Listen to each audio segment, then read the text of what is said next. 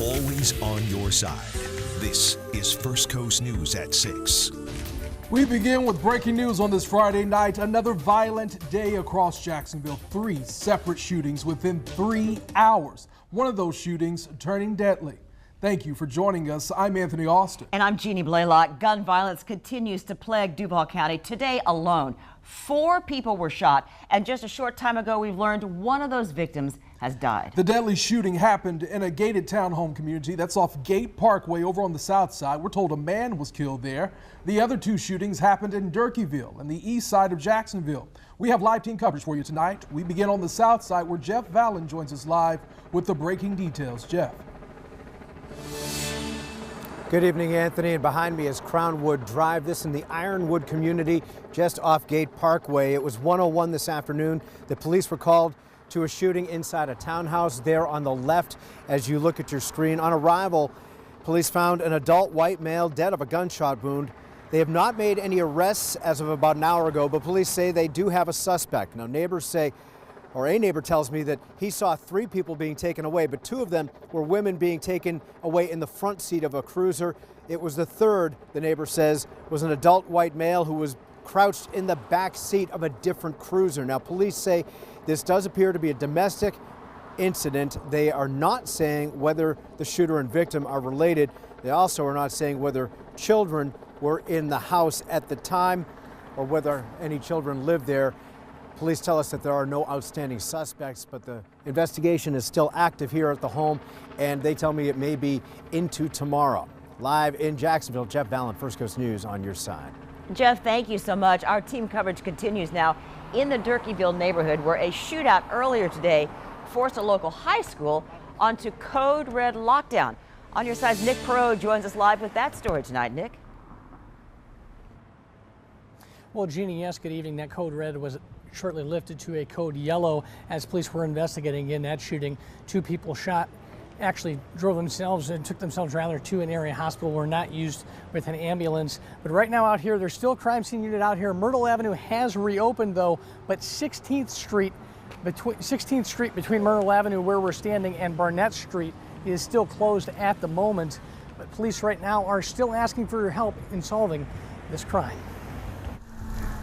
The Jacksonville Sheriff's Office are still doing interviews while 2 men recover after being shot around 11:30. No one's in custody this time. Everybody's under observation at the hospitals. We're told at least 5 shots fired down the street from Stanton College Prep and a nearby church, as well as this discount food store off MLK. Right now we're early on in the investigation, so we're just asking for the community's help. Police are still looking into who fired the shots, but did not say this was gang related. The 2 men being treated did not use an ambulance and arrived at the hospital on their own. Their condition and the seriousness of their injuries has not been released by police at this time. While nearby Stanton College Prep was on code red following the shots, JSO says the school itself was never threatened or involved in any way. Police say they were able to respond quickly thanks to their spot shotter technology, which sends alerts when guns are fired to dispatch. It just helps with response time. It's a really good tool for law enforcement. It helps us with response time. Absolutely. No, it's a great tool. Absolutely. And back out here live, police are still looking at possible surveillance video footage from nearby stores here, possible gas station as well. Keep it here for the very latest as they continue to look into more information to this shooting. We're in Durkeeville tonight. Nick Perot, First Coast News on your side. Thank you, Nick. And the third shooting happening this afternoon over on the east side. We're told the victim just 16 years old.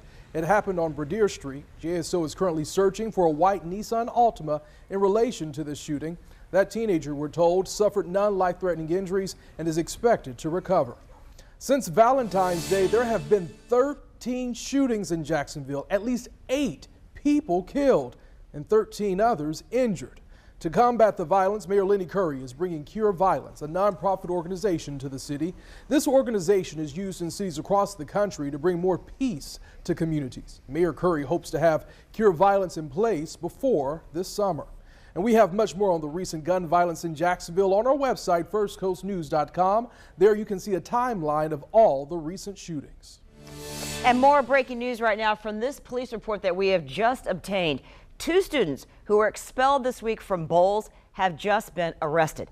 They're charged with conspiracy for planning or making an explosive device.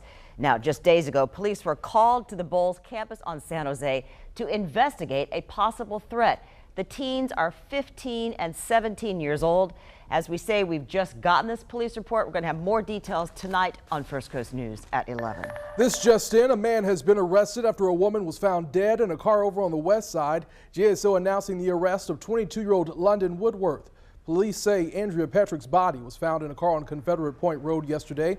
In the police report, Woodworth confessed to killing Petrick that morning and driving around with her body all day.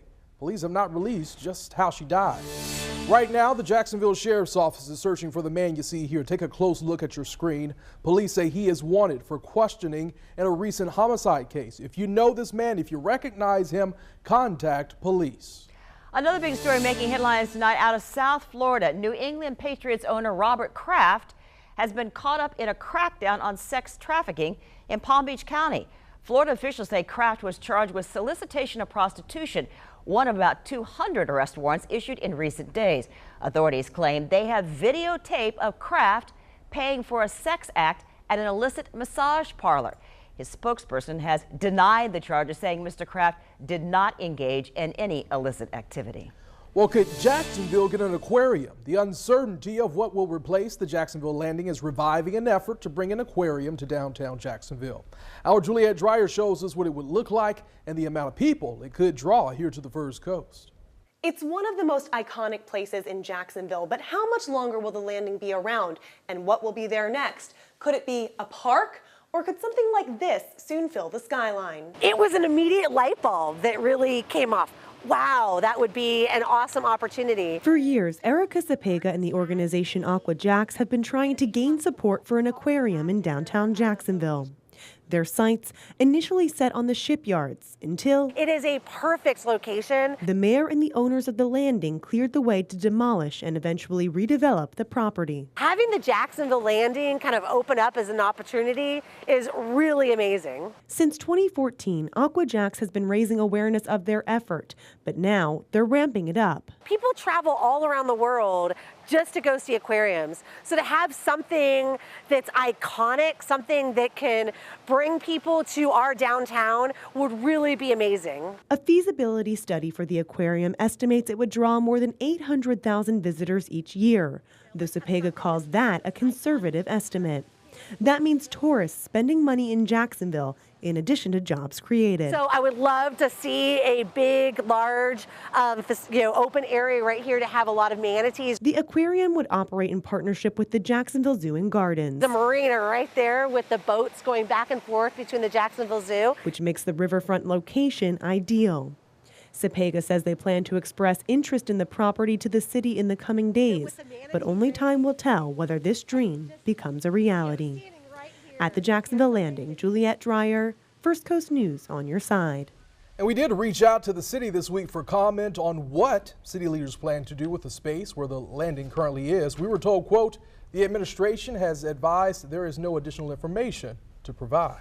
Now to an On Your Side investigation. Jacksonville's Code Compliance Division has been the bane of complaints. A local real estate investor says the city agency is overreaching and plans to sue the city over a recent code enforcement action about a tree. Code enforcement cut the tree on this man's property and hit him with a bill for $1,400. He spoke with our On Your Side's Ken Amaro. The limbs, these are so small that it is unbelievable. Trees are a natural in the landscape on Camille Street. Pete Van Zandt, a realtor, owns property in the neighborhood. So why are you being cited? Because they're saying it's my tree. Van Zandt is now in a dispute with the city's Code Enforcement Division over a tree. You can go to any insurance agent that has a 220 license, any real estate person who's been studying law will tell you that a tree is green, then where it goes over their property is not on your property. The key word in his argument is green. Why? Because they're saying it's dead. Code enforcement deals with dead or dying trees which threaten public safety. Van Zandt's neighbor complained to code enforcement. They inspected, issued a citation to trim the branches. Nothing wrong with this tree at all. It's a pecan tree. It produces trees. Van Zandt did trim a section of the tree, but not the portion over the neighbors. So the city hired its own contractor to trim the tree and hit him with the bill. I've got an attorney. I'll take him to court. Lee Bray, who lives next door, is the one who complained to code enforcement. Legitimate complaint? As far as I'm concerned, if you almost get hit with a branch about that damn big, is that legitimate? Bray's argument is that it is not his tree to cut. All I did was register the complaint. Complaints about the city's code enforcement actions are not unusual. Neither is fighting back. The property owner in this case has fought them before and won, and says he'll fight them again over the recent action. Ken Amaro, First Coast News, on your side.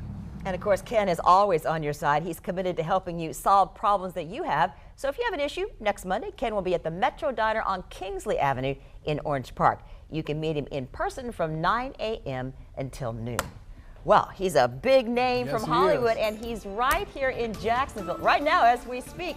Coming up, a look at the man who plays Lieutenant Dan from Forrest Gump and why he's in town. We'll talk one-on-one in an exclusive.